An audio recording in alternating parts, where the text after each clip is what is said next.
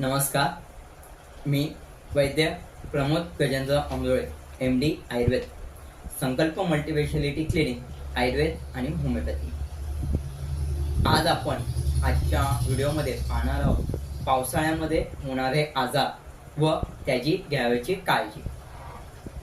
आपण ह्या 8 दिवसातलं जर वातावरण बघितलं तर कसं झालेलं आहे. 3-4 दिवस चांगला पाऊस पडलाय, धो परत गॅप गेलाय, ऊन पडलाय, पुन्हा पाऊस आहे, पुन्हा ऊन आहे. हे जे वातावरण आहे ते वातावरण आपल्याला शरीरासाठी घातक राहतं, कारण ह्याच्यामध्ये व्हायरल आणि बॅक्टेरियल इन्फेक्शन खूप जास्त पसरतं. हे पसरण्याची कारणं आणि कुठले आजार होऊ शकतात हे थोडक्यात बघूया. पहिली महत्वाची गोष्ट म्हणजे आपण पावसात जाताना रेनकोट नसल्यामुळे, छत्री असेल तर पावसाने भिजतो. घरी आल्यानंतर ते कपडे तसेच आपले पावसात राहिले तर आपल्याला स्किनचे आजार, सर्दी, खोकला, ताप, हिवताप असे वेगवेगळे आजार होऊ शकतात. त्यानंतर आपण पिलं जाणारं पाणी हे जर बाहेरचं असेल किंवा योग्य नसेल, त्यामुळे जुलाब, उलटी, कॉलरा, टायफॉइड यांसारखे आजार होऊ शकतात.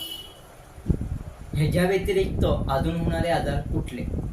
पायाला झालेल्या जखमा बऱ्या न होणं, चिखल्या पडणं पायांना, सतत ओलं असल्यामुळे स्किनचे इन्फेक्शन होणं, ह्या गोष्टी टाळायच्या असतील तर काय करायचं हे आम्ही या पावसाळ्यात होणारे आजार ह्या सिरीजद्वारे तुम्हाला सांगणार आहोत.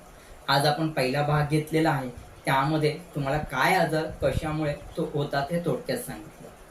आता मी तुम्हाला सर्दी, खोकला आणि ताप या 3 आजार असतील तर कसं काय करावं हे सांगणार आहे. पहिल्याने महत्वाची गोष्ट, सर्दी, खोकला आणि ताप ह्या गोष्टी असतील तर घरामध्ये पहिले 1-2 दिवस ट्रीटमेंट घ्यावी. जर याने फरक नाही पडला तर नक्की आपल्या जवळच्या डॉक्टरांना दाखवावं.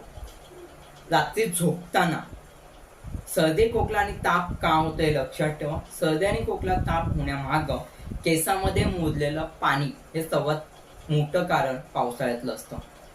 लक्षात ठेवा, घरी आल्यानंतर स्वच्छ पाण्याने आंघोळ करणं, कोमट पाण्याने विशेषतः, तर सर्वात चांगला उपयोग होतो.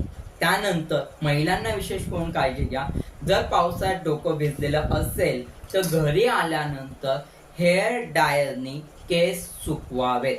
पर्टिक्युलर आहे, हेअर ड्रायरनी सुकवावेत, कारण तुम्ही जर केसांना कुठला टॉवेल किंवा कपडा बांधून ठेवला तर ते पाणी डोक्यामध्ये मुरतं आणि सर्दी, खोकला वाढतो. मग आपण काय करायचं हे थोडक्यात लक्षात ठेवा. केस स्वच्छ पुसावे, लगेच सुकी करावे. तरीही सर्दी, खोकला झाला किंवा ताप आला तर आयुर्वेदातील काही घरगुती आजीबाईचा बटवा सांगतो. पहिली गोष्ट म्हणजे हळदीचं दूध. हळदीचं दूध पिताना 1 कप दूध घ्यावं, शुद्ध गाईचं, म्हशीचं नाही.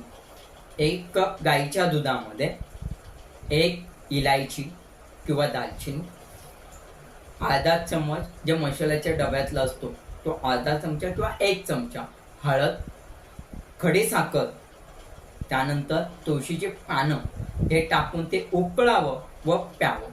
हे जर नियमित तुम्ही दररोज पावसाळ्यामध्ये नियमित रात्री पिताय तर तुम्हाला कुठलाही आजार हा स्पर्श करत नाही, कारण हळद ही जगातील 1 नंबर अँटीबायोटिक आहे.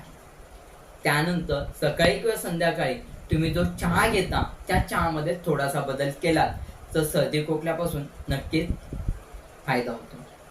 जसं चहामध्ये इलायची, लवंग, अद्रक, तुळशीची पानं आणि गवती चहा हे जर तुम्ही टाकून पिताय, रेग्युलर चहामध्ये घेताय, तर तुम्हाला सर्दी, खोकल्यापासून जी इम्युनिटी तयार करणं म्हणतात ती इझिली तयार होऊ शकते.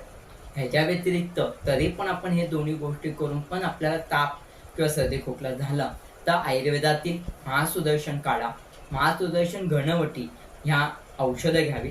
ही डॉक्टरांच्या सल्ल्याने घ्यावी.